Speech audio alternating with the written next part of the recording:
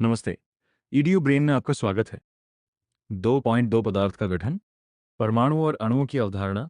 आज से लगभग 2500 वर्ष आगे प्राचीन ग्रीस के दार्शनिक लियो किप्पास और उनका छात्र डेमोक्रिटास ने कहा था कि किसी वस्तु को क्रमागत तोड़ते तोड़ते एक समय आएगा कि उस वस्तु को और नहीं तोड़ा जा सकता, जो अति सूक्ष्म कण जिसका नाम एटमॉस अटमॉस दिया। ग्रीक भाषा में एटमॉस का अर्थ होता है अति सूक्ष्म कण जिसको और तोड़ा नहीं जा सकता, यहीं से एटम आया है। इसे भी हम लोग परमाणु कहते हैं। लियो के पास और डेमोक्रिटास इन्होंने परमाणु के अस्तित्व का कोई प्रमाण नहीं दिया है। इसके बाद ग्रीक के दार्शनिक एपिक्यूरस और रोम के दार्शनिक लुक्रेशियस डेमोक्रिटास की बातों को नहीं बतलाया है, लेकिन परीक्षण करके परमाणु के अस्तित्व का प्रमाण देना संभव न था।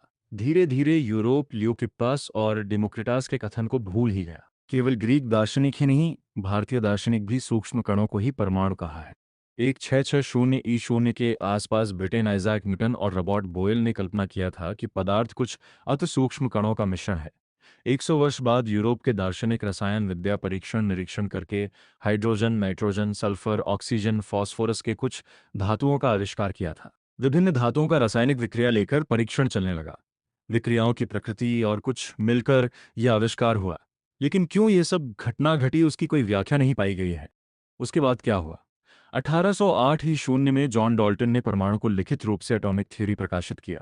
एक धातु का सबसे छोटा अविभाज्य कण को परमाणु एटम कहा जाता है, जिसकी न तो सृष्टि की जाती है और न ध्वंस किया जाता है।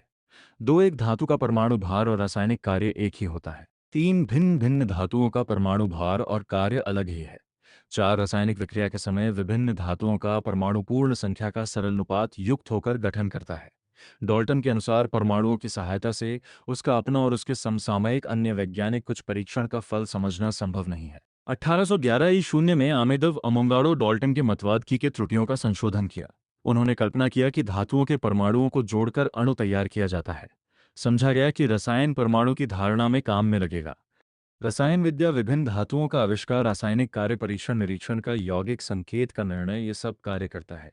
इसके मध्य रासायनिक परमाणु की महत्वपूर्ण बातों को समझाया गया है।